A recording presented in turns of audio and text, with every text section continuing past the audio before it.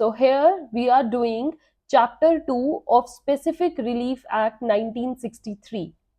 Chapter 1 बच्चे preliminary है and that just a reading chapter, उसमें जो सेक्शंस है उनको आप जस्ट रीड कीजिए, नॉट दैट इंपॉर्टेंट। अब आ जाइए चैप्टर 2 में।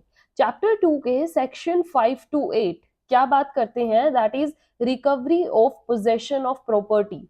अगर आपको प्रॉपर्टी जो कि किसी और की पोजेशन में है और उसको रिकवर करना है तो वो हम कैसे करेंगे, ये हमें चैप्टर 2 में बताया गया है। So basically what we have done, हमने प्रॉपर्टी को 2 पार्ट्स में डिवाइड कर दिया बेसिकली इस चैप्टर को। कैसे? Here it is immovable property and here it is movable. ठीक है, दो तरीके की प्रॉपर्टी होती है, अगर इमूवेबल किसी के पोजेशन में है और अगर मूवेबल है तो हम उसको कैसे करेंगे। अब इमूवेबल को हमने डिवाइड कर दिया है सेक्शन 5 एंड सेक्शन 6 में, एंड मूवेबल को डिवाइड कर दिया है सेक्शन 7 एंड सेक्शन 8 में। ऑल राइट, सो एक एक सेक्शन को डीपली करेंगे और उसका मतलब समझेंगे। सबसे पहले बात करते हैं सेक्शन 5 की।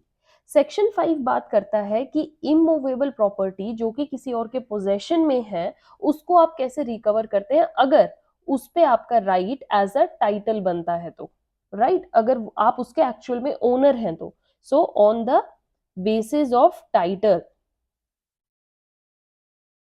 ओके, इसको आप कैसे रिकवर करेंगे तो ध्यान से समझते जाइए बच्चे। मैं हर एक एग्जाम्पल का एक आपको हर एक सेक्शन का एक एग्जाम्पल दूंगी और आप अपना सेक्शन को अच्छे से समझने की कोशिश करिए। सेक्शन 5 क्या कहता है कि अगर प्रॉपर्टी किसी और के पोजेशन में है बट आपका टाइटल उस प्रॉपर्टी पे बनता है, आप ओनर बनते हो उस प्रॉपर्टी के, तो आप उसको कैसे रिकवर कर सकते हो। देखिए यहां पर एग्जाम्पल लीजिए, ए है और बी है। ठीक है, ए ने क्या किया, ए के पास अपनी इमूवेबल प्रॉपर्टी है ना। अब बी उसका सन भी हो सकता है, कोई लीगल हायर हो सकता है, और बी को प्रॉपर्टी कब मिलेगी, वो जब मिलेगी जब बी के मरने के बाद, है ना। तो यहाँ पर क्या है, ए क्या करता है, कहता है कि बी मेरी प्रॉपर्टी मेरी लाइफ तक तो है, फॉर लाइफ, आगे वो अपना रिमाइंडर रिमाइंडर मैन कौन बन जाएगा, बी। भाई मेरे मरने के बाद प्रॉपर्टी बी की जाएगी, वैसे भी बी की होती, अब बी की होगी। ठीक है, तो क्या होता है, बी के मरने के बाद सी इस प्रॉपर्टी का हकदार होगा। अगर आप सी को देखें तो कैसे, ए है, ए के मरने के बाद बी जाएगी, बी ने पहले ही अपनी प्रॉपर्टी सी के नाम करवा दी कि जो मेरी प्रॉपर्टी ए से आनी है वो किसके पास जाएगी, सी के पास जाएगी। ठीक है, बी ने अपनी एक विल बनवा दी, सो व्हाटसोएवर। तो सी अगर देखा जाए फॉर लाइफ तो ए के पास है, ए के मरने के बाद बी को जाएगी, बट बी ने सी के नाम ऑलरेडी ही करवा दी।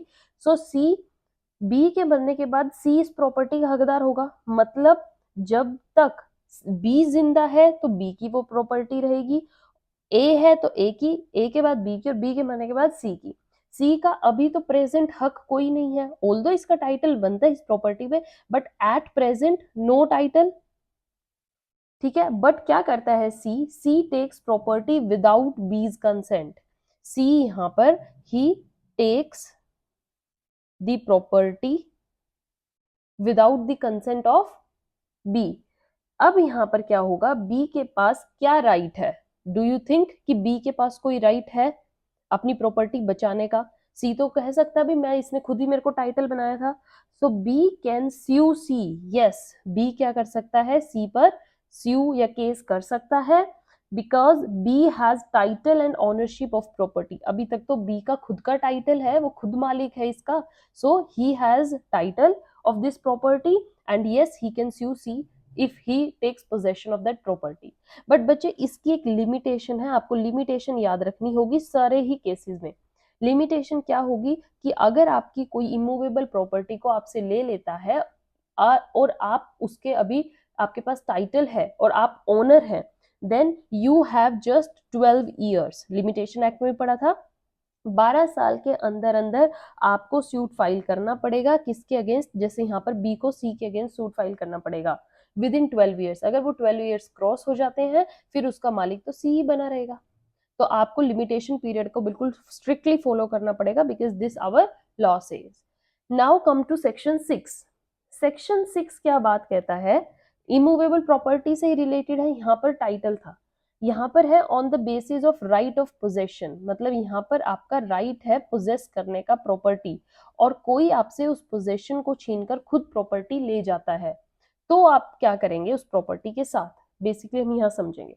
एग्जाम्पल देखिए, सपोज कीजिए एक्स है, एक्स क्या करता है, अपनी कोई इमूवेबल प्रॉपर्टी, या सपोज कीजिए ये घर है, ये घर किसको दे देता है, वाई को। वाई को कैसे दे देता है, 11 मंथ्स के लिए रेंट पे, कि तुम 11 महीने इसमें रह लो, 11 मंथ्स रेंट। ठीक है, वाई को दे दिया अब घर, अब तो वाई अपना सारा सामान ले आया भाई, अब वो अपने घर में रहेगा, उसको जब किराए पे मिल गया, और एक रेंट लीज या एक डॉक्यूमेंट भी बन गया जिसमें उसने साइन कर दिया कि एक्स ने अपना ऐसे ऐसे घर मेरे नाम करा है, सॉरी मेरे नाम पोजेशन दी है फॉर 11 मंथ्स। ठीक है, अब इस सिचुएशन से एक्स क्या बन गया है, लैंडलॉर्ड, और वाई क्या बन गया, टेनेंट, है ना, जो किराए पे रहता है। अब 11 महीने तक तो देखिए, देखा जाए वाई का पूरा पूरा हक है मकान में रहने का, पोजेशन उसे मिल चुकी है, he has the right to possess, to enjoy that right, to live in that house, है ना, so he has right to enjoy and possess. But अब क्या करता है जो लैंडलॉर्ड है एक्स, एग्रीमेंट के अकॉर्डिंग अगर हम देखें तो वाई एक्स की प्रॉपर्टी में 11 महीने तक रह सकता है, बट एक्स क्या करता है, वाई से डिस्पोजेशन ले लेता है, प्रॉपर्टी बैक ले लेता है, just with in after 4 months, 4 महीने उसको रहने देता है, 4 महीने के बाद कहता है निकल मेरी प्रॉपर्टी से, ये मेरा घर है, ठीक है, मैं तुझे नहीं रखना चाहता किराए पे। अब क्या वाई के पास, अगेन जैसे यहाँ पे पूछा था, क्या कोई राइट है वाई के पास, सो हेयर यस, वाई के पास राइट है कि वो बचे हुए टाइम के लिए केस फाइल कर सकता है, किस पर, एक्स पर, क्योंकि वो कहेगा कि मेरे को ऑलरेडी एक एग्रीमेंट बना था जिसमें इन्होंने मेरे नाम हाफ ये जित रिमेनिंग टाइम है ये भी दिया था, ठीक है, और वो केस फाइल करेगा किसके अगेंस्ट, एक्स के अगेंस्ट, राइट।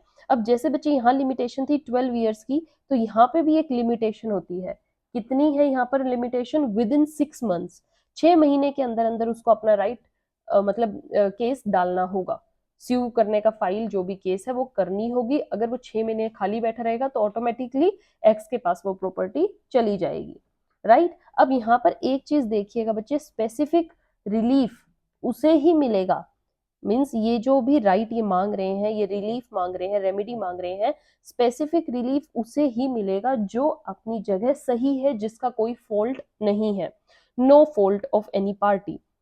जैसे यहाँ पर बी गया था कोर्ट में, यहाँ पर वाई गया है कोर्ट में, तो बी और वाई का कोई भी फॉल्ट अपनी तरफ से नहीं होना चाहिए, अगर वो अपने प्लेस पर साफ है, उनकी तरफ से कोई गलती नहीं की गई है, तभी उन्हें हक मिलेगा, ठीक है। अब यहाँ पर और चीजें जो याद रखने वाली है, क्या है बच्चे, ये जो राइट्स हैं ये सिर्फ अपने दिस प्राइवेट पर्सन के अगेंस्ट ही आप इंजॉय कर सकते हो, not against state government, state government के अगेंस्ट आपको ये राइट एंजॉय करने का हक नहीं है, प्लस ये अपीलेबल भी नहीं है, एक बार जो कोर्ट ने फैसला कर दिया, अपीलेबल के लिए नहीं जा सकते आप, हाँ रिवीजन ओनली पॉसिबल, रिवीजन हो सकती है, ठीक है, अपीलेबल रिवीजन। अब आप पूछोगे मैम ये क्या होते हैं, मैं ऑलरेडी इन पर सेशन बना चुकी हूँ, go back to the CPC playlist, civil procedure code की प्लेलिस्ट पे जाइए, वहां पे आपको रिवीजन पे, अपील पे एक अच्छे से मैंने बहुत एक्सप्लेनेशन के साथ वीडियो दी है, आप उस सेशन को कंप्लीट देखिएगा, ठीक है। तो ये समझ में आया कैसे आप पोजेशन ले सकते हैं प्रॉपर्टी का बैक, अगर आप उसके टाइटल है आपके पास, या आपके पास उसके अंदर रहने का, पोजेस करने का हक है। तो अब आ जाइए सेक्शन 7 पे। सेक्शन 7 क्या कहता है, देखिए ये बात करता है मूवेबल प्रॉपर्टी, जैसे किसी ने आपसे इमूवेबल छीन ली, मूवेबल तो इजीली छीन सकती है, कोई भी आपकी सामान को उठा के चला के लेके जा सकता है, तो मूवेबल प्रॉपर्टी को आपको अगर वापस मांगना हो तो कैसे मांगेंगे, देखिए सेक्शन 7 बात करता है recovery of specific movable property, means specific होनी चाहिए आपकी प्रॉपर्टी, उसके अगेंस्ट अगर आपको हक मांगना है तो कैसे मांगेंगे, देखिए ध्यान से सुनना बच्चे, सपोज कीजिए एस है, ठीक है, एस ने अपने गुड्स दिए किसको, टी को, he gives his goods to T, T को गुड्स दिए क्या कह के कि जाके इनको डिलीवर किसको कर दो, पी को, मींस मेरा सामान जाके पी को दे आओ। अब एक तरीके से क्या लगा है, जो यहाँ पर टी है वो एजेंट है किसका, एस का एजेंट है, वो एस के लिए काम करता है। एजेंट लगा लो, ट्रस्टी लगा लो, क्योंकि वो ट्रस्ट से उसे अपना सामान दे रहा है ना, कि जाके वो किसी और थर्ड पर्सन को दे आए। अब क्या करता है, टी को एस के कहे अनुसार उन गुड्स को पी तक पहुंचाना है, यही काम दिया गया है टी को। मान लीजिए टी की एब्सेंस में क्यू आया पीछे से, क्यू कोई पर्सन है, वो आया और जो टी के पास एस के ये गुड्स पड़े थे, इन गुड्स को उठा के ले गया, right. He takes the goods without permission, okay, without the permission of this T. तो अब आप बताइए, क्या टी के पास अपने गुड्स मांगने का वापिस हक है? देखा जाए तो वो ओनर तो नहीं है, ओनर तो एस है। अब टी गुड्स का ओनर तो नहीं है, लेकिन वो एक ट्रस्टी या एजेंट तो है। Still he has the right to recover that property, because ultimately he has the responsibility to deal with the goods। responsibility तो उसे ही दी गई थी सामान को उधर से उधर पहुंचाने की। ये लगा लीजिए ना, बेलर बेली में होता है जिसके पास आप अपना सामान रख देते हैं, उसमें भी तो यही केस होता है कि आपको बेली के सामान का बहुत अच्छे से ध्यान रखना होता है। सो ये हेयर यस, टी क्या करेगा, T can file a suit, T भी एक सूट फाइल कर सकता है to recover those specific property. Specific property वही गुड्स लेने के लिए, जो गुड्स उसके पास से उठा के गया है वो उन्हीं गुड्स के लिए क्लेम करेगा, और उसको वही गुड्स चाहिए, तो दे मस्ट बी स्पेसिफिक, और उनके लिए वो क्लेम करेगा। राइट बच्चे, समझ में आई ये बातें? अब आ जाते हैं सेक्शन 8 पे। सेक्शन 8 बात करता है liability of the person in possession not as an owner to the person who has, या किस पर्सन के पास, who has the right of immediate possession. Means आपके पास जो सामान पड़ा है किसी का, आपकी क्या लाइबिलिटी बनती है उस पर्सन के लिए जिसने अपना सामान आपको दिया था। Okay, liability of the person in possession, जो कि ऑनर नहीं है, नॉट एन ऑनर, और उसकी क्या लाइबिलिटी बनती है टूवर्ड्स दैट पर्सन जो कि उस सामान का ओनर है, और जो ओनर भी ना हो, जिसको वो सामान इमीडिएट पोजेशन में चाहिए। ठीक है, मैं आपको एक एग्जांपल देती हूँ इसका। सपोज कीजिए आपके पास अब यहाँ पर एक्स वाई हो गया, एस टी, एल ले लेते हैं, L M N. L person है, राइट। एल ने क्या किया है, केप्ट हिज कोई आप लगा लीजिए आइडल, कोई मूर्ति है, ठीक है, कोई आइडल है जो कि बहुत ही उसको दिल के करीब है, उनके घर की पुश्तैनी तस्वीर है कोई, और वो उस मूर्ति को किसके पास रखवा देता है, एम के पास रखवा देता है। ठीक है, एम को बोलता है कि आप मेरी इस मूर्ति का ध्यान रखिए।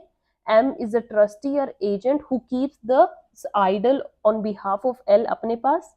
ठीक है, और एल क्या कहता है, एल ने ये भी बोल दिया कि मेरी फैमिली का कल अगर कोई भी पर्सन आए तो आप उसको ये प्रॉपर्टी, ये मूर्ति दे देना, बट अभी आप ही रखो।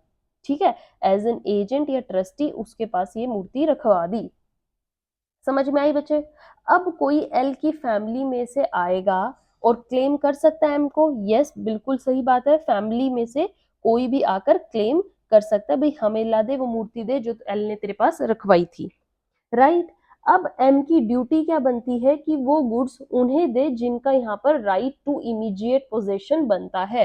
AIIMS duty is to give immediate possession,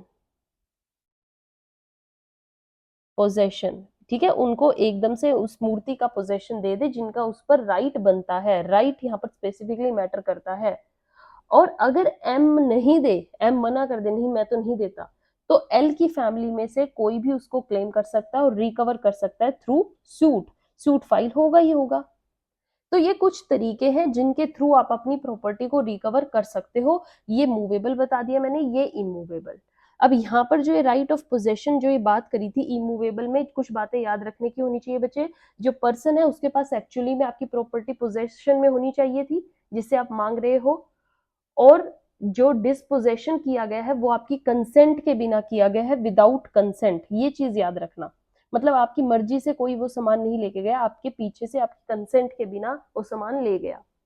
ठीक है, और आपने विद इन लिमिटेशन पीरियड ही अपना सूट फाइल कर दिया, तभी आपको पोजेशन मिलेगा। अगर बाय चांस आप यहाँ पर 12 ईयर्स क्रॉस कर जाते हैं या यहाँ पर 6 मंथ्स क्रॉस कर जाते हैं, तब आपका कोई हक नहीं है। So with this section 5 to 8 are over. I hope you understood it very well. मैं एग्जाम्पल साथ में इसलिए देती हूँ ताकि आपके दिमाग में एक कंसेप्ट अच्छे से समझ आ जाए, बैठ जाए। और क्या होता है, जब आपको कंसेप्ट अच्छे से समझ में आ जाता है ना बच्चे, उससे क्या होता है, एग्जाम्पल आपके दिमाग में रहता है, पिक्चर रहती है। और जब आप एग्जाम्पल वहां पर लिखते हो या उसके बारे में लिखते हो, तो आपको एक पर्टिकुलर नॉलेज होती है, हाँ भी इस केस में ये अप्लाई होगा, हाँ वहां पे ये नहीं किया था तो वो गलत था, वो सही था, उसने ऐसे ऐसे प्रॉपर्टी ली थी और उसका क्लेम बनता है। So try to write these questions like this, example के साथ लिखोगे तो और अच्छा लगता है। और अपने पर्टिकुलर सेक्शंस को याद रखिए, किस में क्या बात की गई है और किस में क्या बात नहीं की गई। I hope you enjoy today's session, it was very very interesting. And if you want further examples like that, comment में बिलो, मैं आपके लिए ऐसे इंटरेस्टिंग एग्जाम्पल्स लेके आती रहूंगी। Till then have a good day, thank you.